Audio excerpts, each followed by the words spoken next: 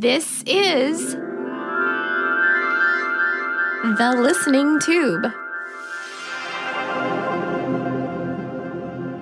Hello, thank you for putting your ear to the Listening Tube. I'm your host, Bob Woodley.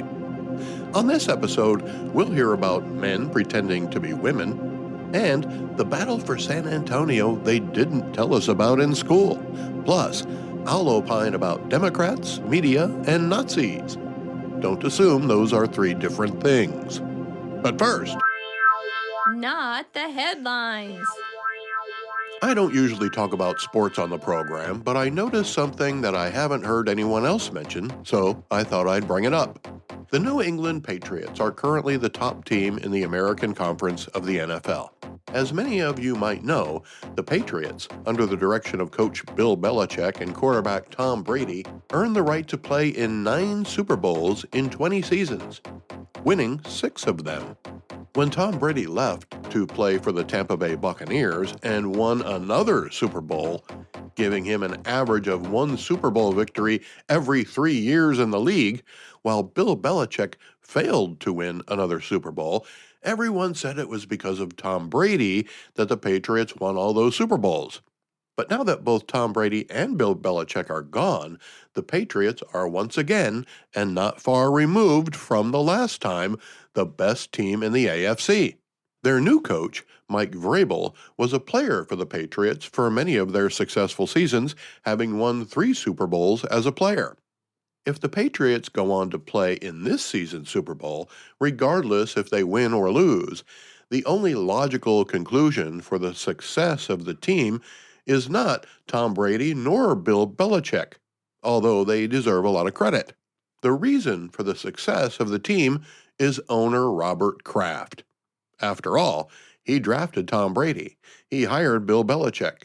He drafted Mike Vrabel to be a player and later hired him to coach the team.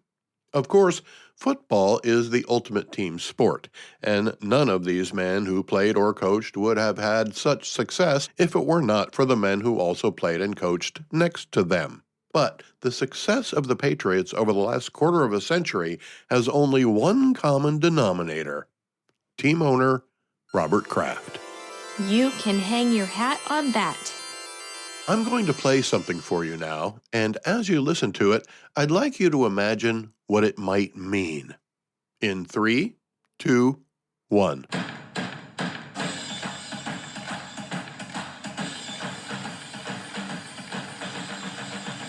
Fine, I won't make you agonize over it. That was the sound of a television commercial. It comes on every morning on my local Fox affiliate, Fox 56, from the Scranton-Wilkes-Barre area of Pennsylvania.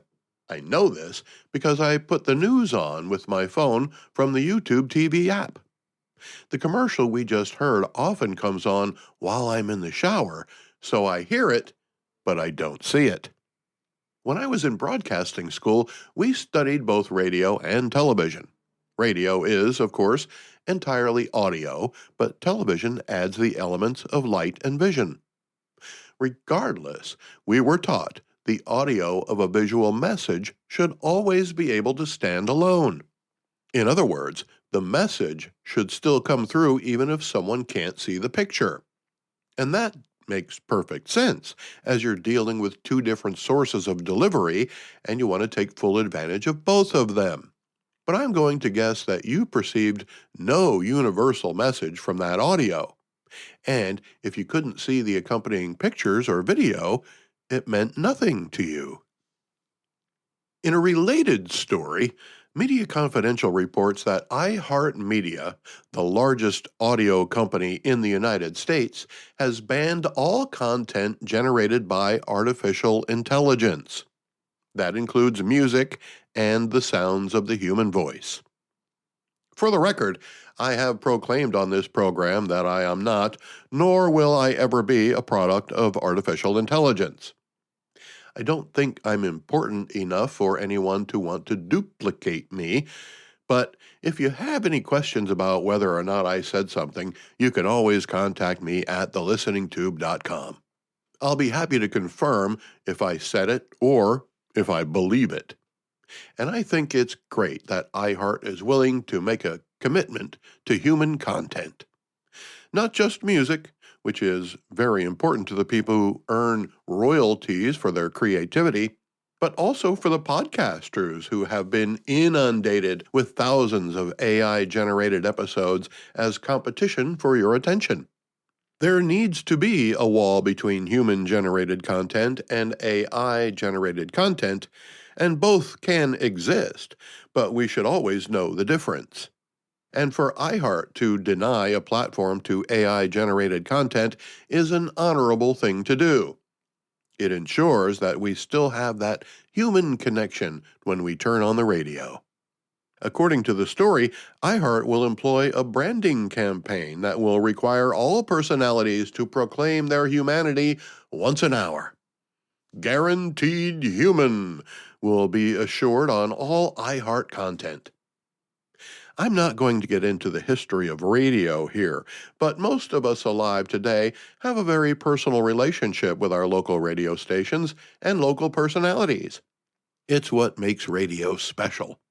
It connects you with what's happening locally in a way that satellite can't or streaming can't. The people you hear talking to you are people who live in your community. Plus, they play the music you like. But iHeart changed all that. Slowly but surely, iHeart has taken the local out of radio. Most of iHeart programming is from somewhere other than where the listener is, geographically speaking. It used to be that radio broadcasts had a limited area of influence, but that's not the case anymore. That reminds me of the time I was hosting a call-in talk show on WISL in Shamokin, Pennsylvania called Viewpoint 148. Because it was on 1480 AM. Quite frankly, I didn't get a lot of calls, so I would often solicit them.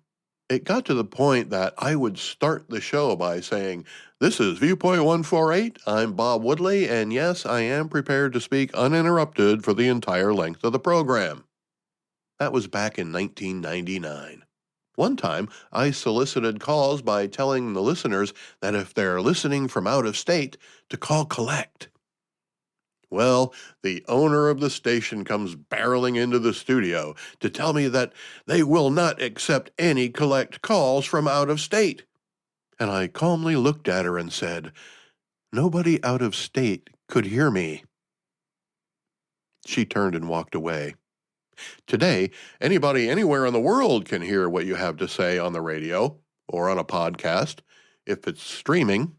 That's what makes local radio with local personality so important. But iHeart has demolished the local radio landscape. When you listen to an iHeart radio station, you're likely listening to someone who has no connection to your community at all. They'll disguise it by mentioning local towns in the liners between the songs, but it's only a disguise. So although iHeart promises to bring you only human content, you might not know where that human is. It's probably not the guy or gal you might meet in the local supermarket or see at a city holiday event. So iHeart is compelled to declare that they're guaranteed human, but have at the same time eliminated much of the human element of radio by piping in programs from other cities into radio stations around the country. The iHeart company has done more to ruin the humanity of local radio than any company could. It literally ruined its own product. So much that it now has to reassure listeners that they're actually listening to a real human being. That might not be an issue if iHeart hadn't taken the local out of radio in the first place. Do you remember that audio clip I played for you earlier? Probably not. Here it is again.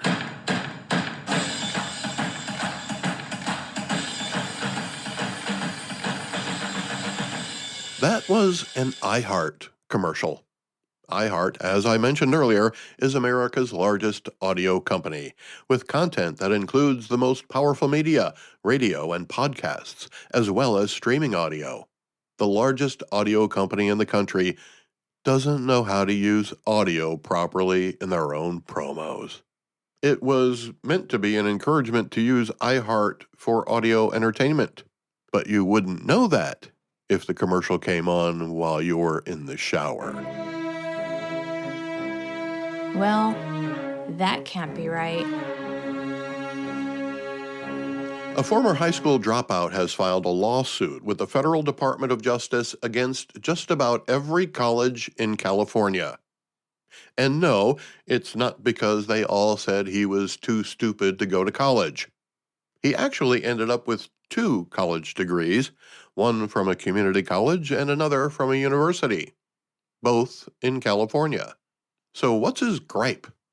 He's already defied all the odds as a dropout to being educated by the California system well enough to file a lawsuit. You'd think he'd be grateful, but he's claiming discrimination.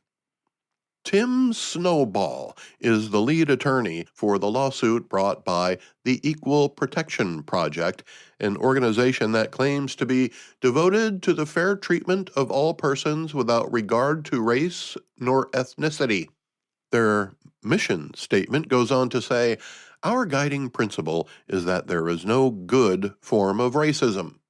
The remedy for racism never is more racism." By racism, they mean being treated differently because of your race. I'm guessing the racism Mr. Snowball is talking about is one that he may have had to overcome while pursuing his degrees. I don't know. With a name like Snowball, I'm picturing a person constructed of 3 separate parts wearing a top hat. So what kind of discrimination is he alleging? Discrimination against American-born students. Bob didn't believe it. The lawsuit claims that the University of California, as well as California State University and California Community Colleges, plus 138 participating California public colleges and universities, are violating Title VI of the Civil Rights Act of 1964 and the equal protections guaranteed by the 14th Amendment to the Constitution. How? It turns out that all of the institutions named in the lawsuit have programs specifically for undocumented students that aren't available to native students. Students born in the United States aren't welcome. Programs like financial aid advice and assistance, counseling of various types, and other services that all students could use, but are only available to those who aren't legally in the United States, or those considered DACA because they were brought here as children. Don't get me wrong, it's great that these types of programs exist, but you can't say no Americans allowed. Mr. Snowball asks the question, if our own institutions of higher education discriminate against American-born students, how can we trust those institutions to educate the next generation of leaders? That may sound like a rhetorical question, but it may not remain that way if it's answered in a court of law. But the trust of our institutions isn't on trial. It's the benefits provided by colleges to students who are exclusively not American-born. That's discrimination.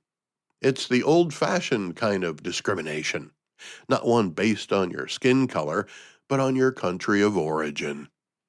Like back in the day when the Irish were discriminated against, or how people made fun of Polish people, or how racial slurs were based on the food staple of the area of origin.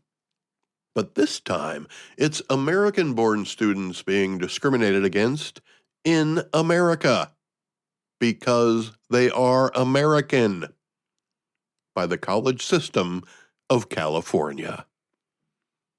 Tim Snowball knows what he's talking about when it comes to this issue and is fortunate to now be in a position to help remedy the discrimination. I was a high school dropout and know exactly what it's like to need extra support in becoming a successful college student, he was quoted as saying in the story.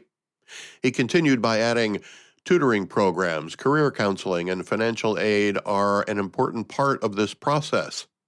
But such benefits should never be withheld from American-born students in favor of DACA or undocumented students.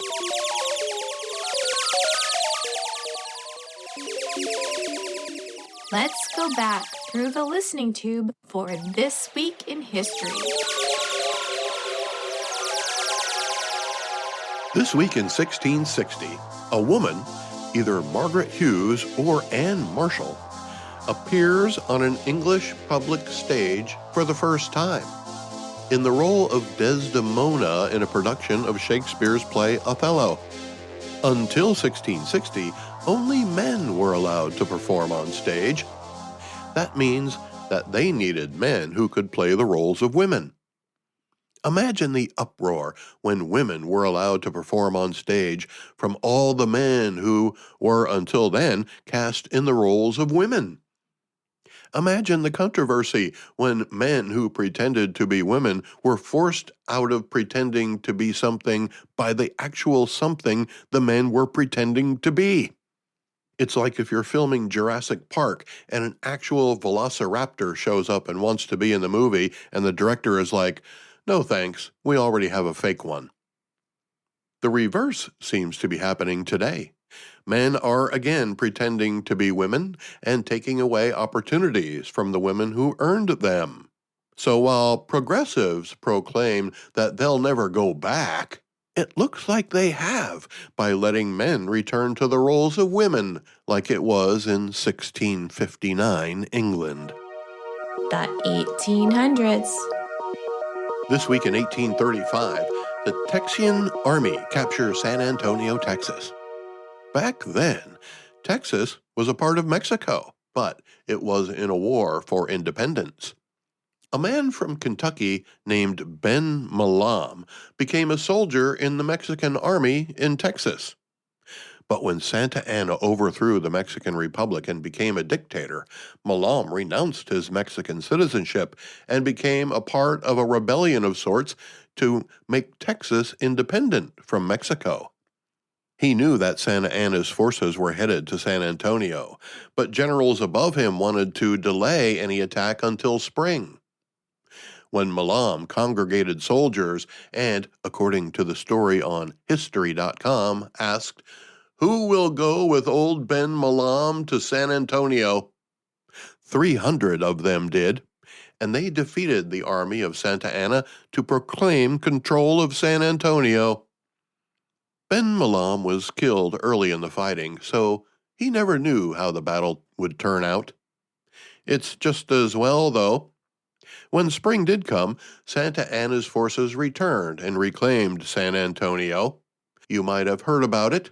It's remembered as the Battle of the Alamo, where legends like Davy Crockett and Jim Bowie, namesake of the Bowie knife, met their glorious doom.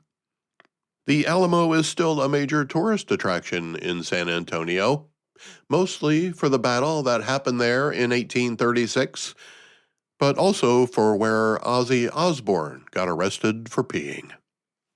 This week in 1851, the first YMCA in North America is established in Montreal, Quebec. Montreal? Raise your hand if you thought the YMCA was an American institution. Yeah. If YMCA by the Village People was in French, would Donald Trump still be allowed to dance to it? The 1900s. This week in 1941, Adolf Hitler announces extermination of the Jews at a meeting in the Reich Chancellery. When you know what kinds of things Hitler did, it becomes easy to see why it's absurd to compare President Trump to Adolf Hitler. Anyone who does so is only trying to incite violence and spread hatred among the American people. More on that in a moment. And this week in 1991, Russian Federation gains independence from the USSR. Vladimir Putin has been trying to rejoin it for 2 decades now. The listening tube will return at the speed of sound. Send email to thelisteningtube@outlook.com. I'm a news junkie, always have been, and I've spent a lot of time on this program criticizing the legacy media for the way they've strayed from the responsibility of delivering the news in an unbiased way that listeners and viewers can trust and rely upon to help them make informed decisions about their lives and who they support politically and what policies they may agree with or disagree with. That's what leads to civil discourse. When we have the correct information, we're able to collectively decide what's best for our communities, our states, and our country. But a majority of the press prefer to promote agendas, agendae, whatever the plural of agenda is, rather than just give us the information we need to make up our own minds. The press has convinced itself that we're not smart enough to make the right choices about how we want our country to be run. They most often promote liberal values instead of conservative ones, and it's gotten more extreme since Donald Trump became president again. As a result, the press has convinced the weak-minded among us to support criminals more than victims, that federal law enforcement officers are thugs who kidnap people and constantly violate the Constitution, and that people transporting drugs into the United States are innocent fishermen who are victims of Donald Trump's perceived racism. The press has gone out of its way to try to convince us that illegal aliens who are being deported are just grandparents and kindergarten teachers, or that people are being rounded up only because they have brown skin. They'll gladly show you video of Democrats saying that Donald Trump hates brown people. There's no reason to believe that, but the press will show it again and again. They push the narrative that our federal law enforcement officers are Gestapo and Nazis, resulting in the demonization of the federal agency created and funded by Congress, who are doing the job we hire them and pay them with tax dollars to do. And no matter how much grief it causes for the men and women doing the job, and no matter how much chaos it creates in the cities where the help is most needed, the Democrats and the press just keep peddling this whole Nazi thing because, as the Nazis proved, if you repeat a lie often enough, it becomes the truth. At least for a while. That's why they keep telling us that they're trying to save democracy, while also calling for violence whenever the people don't vote for what they want. The destruction to Tesla cars and dealerships is a fine example of how intolerant the left is, while claiming to be inclusive. They criticize firing on drug boats headed for American territory, but defend spending millions of dollars on recovery programs for those who survived the scourge of fentanyl. No sympathy for those who didn't. One congressman who was privy to the debriefing of the recent controversial firing on a drug boat, I believe it happened on September 2nd, but was just brought to light, was critical of what he saw. A boat was fired upon twice, also killing those who survived the first strike. Democrats are calling this a war crime. Representative Jim Himes of Connecticut made a statement after the briefing. He said, "What I saw in that room was one of the most troubling things I've seen in my time in public service." Well, buck up, Buttercup. The congressman's sensitivity doesn't take into account all the lives of Americans that could be ruined by the successful delivery of the contents of that boat. He'd rather Americans suffer instead of him having to watch a classified video of people being killed trying to smuggle narcotics into the United States. The congressman went on to say, "You have two individuals in clear distress without any means of locomotion, with a destroyed vessel, who are killed by the United States." So, you're saying our military did their job. Nice of you to give them credit, Congressman Himes, but it didn't sound like you were happy about it. Whose side are you on? It's just more of protecting the villains instead of the victims under the leftist philosophy of anarchy when they're not the ones enforcing the law. As I've said on this program before, whomever controls the executive branch controls which laws are enforced. Regardless of how many times the left says no one's above the law, the right seems to be more interested in enforcing them. A fine example would be all the protections the Democrats are promoting for illegal aliens who came in under the Biden administration. They literally fight, both on the streets and in the courts, to not have the law enforced when it comes to migrants who did not come to America through the proper channels. They suddenly forget that no one is above the law. The left accuses the right of weaponizing the justice system, but they forget that they're the ones who used lawfare to its fullest extent to try to keep Donald Trump from becoming president again. When the president enforces the law to hold responsible those who abused it against him, the Democrats cry foul. Like they don't expect anyone to remember what they did to him. New York AG Letitia James literally ran on the platform that she'd go after Donald Trump if elected. And New York Democrats did vote for it. President Trump was also charged in Georgia by an overzealous prosecutor who promised to hold Trump accountable for imaginary charges by a corrupt DA. By the way, both corrupt DAs from New York and Georgia still hold office, so democracy appears to be working. They both would have been hung by now if President Trump was the king they claim he is. If he was the next incarnation of Hitler, the Iranians would still have a thriving nuclear weapons program. If ICE officers were the Gestapo, they would only be arresting people based on religion and lifestyle, not border violations. Here's what I've noticed. Every time the Democrats accuse the Republicans of something, it turns out it's the Democrats who are actually doing it. And they have way more in common with the Nazi Party than the Republicans ever could. Just off the top of my head, the left is clearly anti-Semitic, as has been demonstrated by their support of pro-Hamas demonstrations in New York and on college campuses on both coasts of the U.S.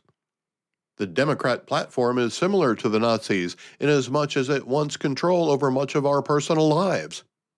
Our political viewpoints are the obvious main goal, but control of school curriculum, when the Republicans are moving to give control to the states.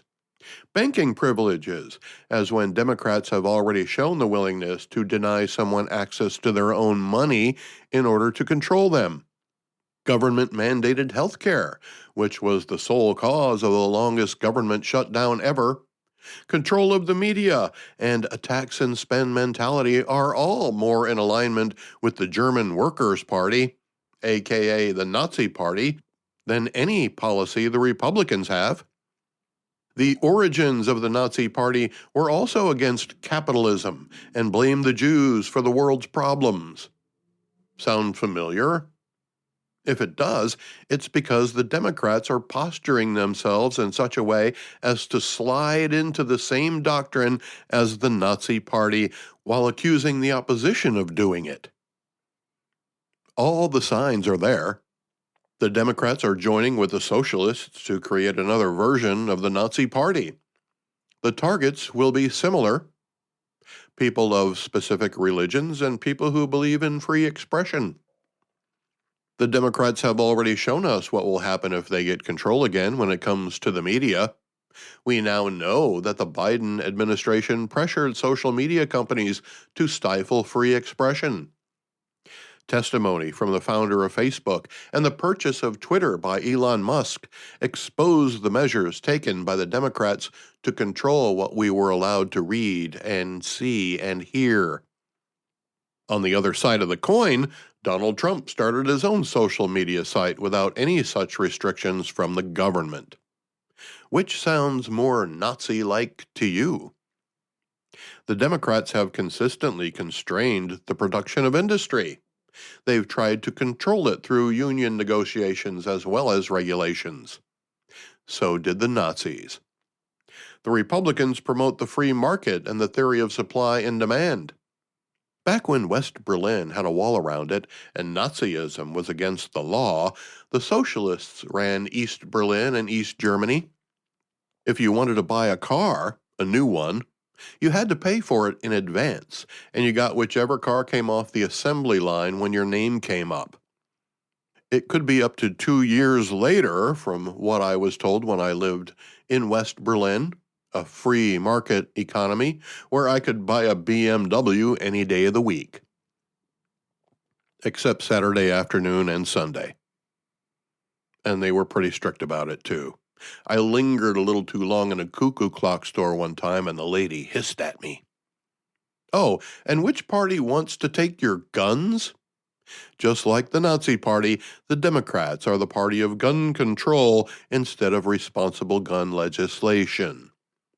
Criminals don't follow gun laws, so it's a complicated scenario to be sure, but more gun laws may not solve any problems.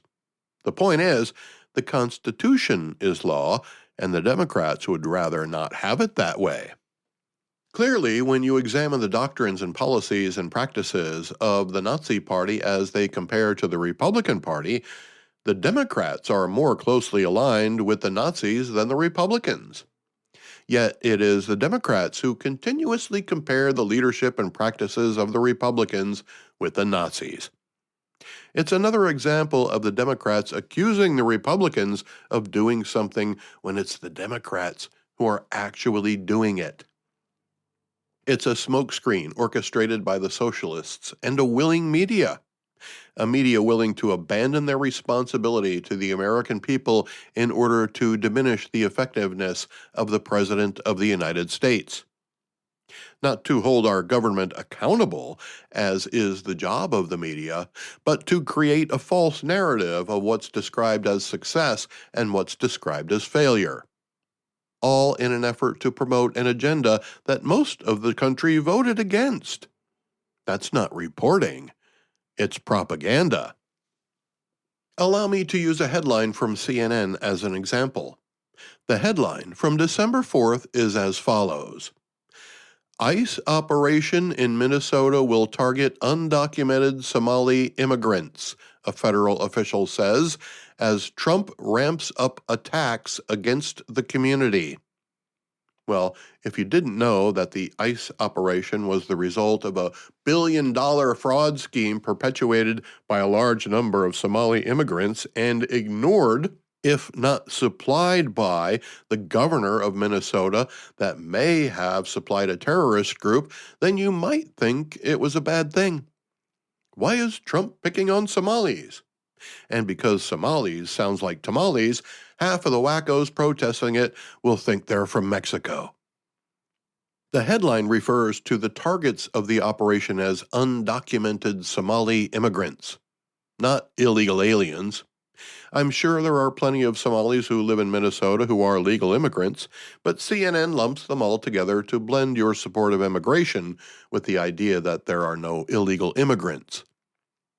But that's not even the most egregious demonstration of the headline's disdain for the Trump administration. It literally says, Trump ramps up attacks against the community. That line alone should be enough to get CNN fined for not telling the truth. Using the word attack isn't an accident. CNN is trying to get you to believe that the President of the United States is waging war on Americans. By using the generic word community instead of a more accurate term like illegal alien fraudsters, CNN can try to get you to believe that swarms of masked men are going to sweep through a swath of Minnesota and scoop up anyone who doesn't look like them. And the governor of Minnesota will tell you the same thing because he was warned that the fraud was happening and took measures to keep it hidden. I'll give Governor Walz credit, though. That's not Nazism.